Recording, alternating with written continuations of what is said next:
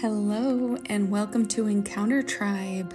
Today we're going to be speaking on the sound of generosity versus the sound of lack. Now, inside our hearts, we talked about how out of our heart flows the well springs of life. Proverbs 11:25 says, "A generous person will prosper. Whoever refreshes others will be refreshed." I love that. Welcome to day 74 of our 100 Days of Fasting Fear. I am so glad that you're with us today, and I hope that in this short overview of generosity versus lack, it will inspire any places inside of you where fear might be speaking on the sound of lack, that you would be able to release that to the Lord. So to get started, we're going to look at the sound of generosity, where we want to move to even greater depths of generosity. Some of the verbiage you would hear from a generous person would be the belief that there is more than enough, that God does supply all of my needs, and thinks about how can I bless someone today.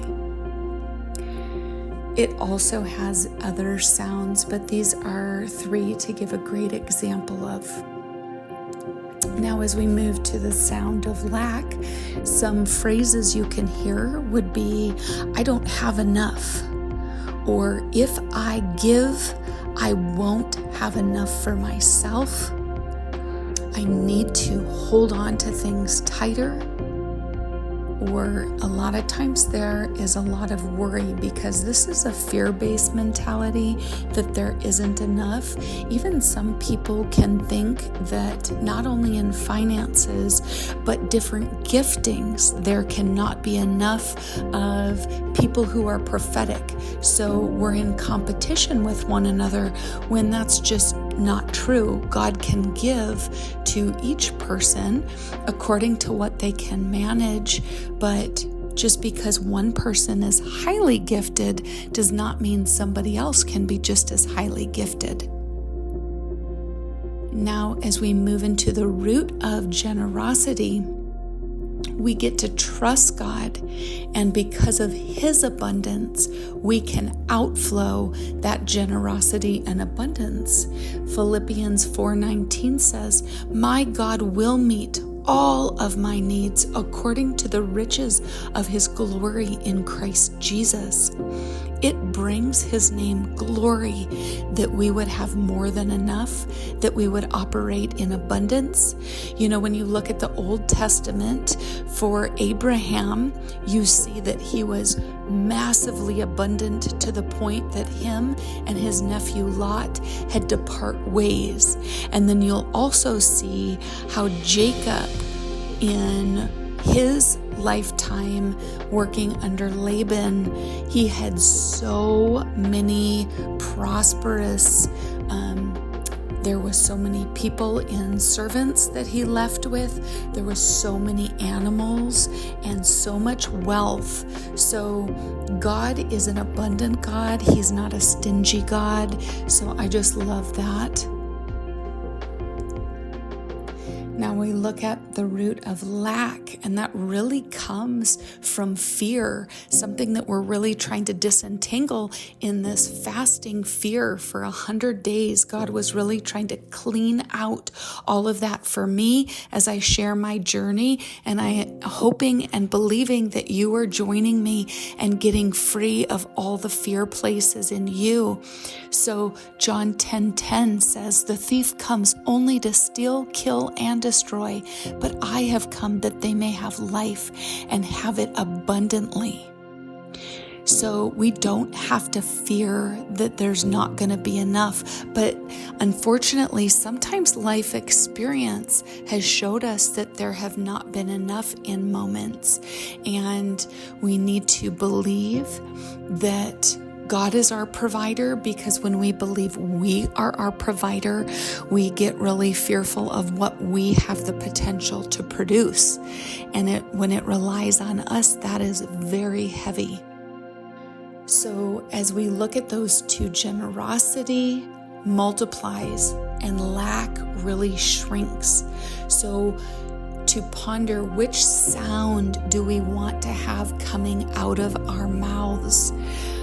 Sometimes we just, without thinking, say, I don't have enough for this. We don't even ask God if we have enough or if there is a means or a way.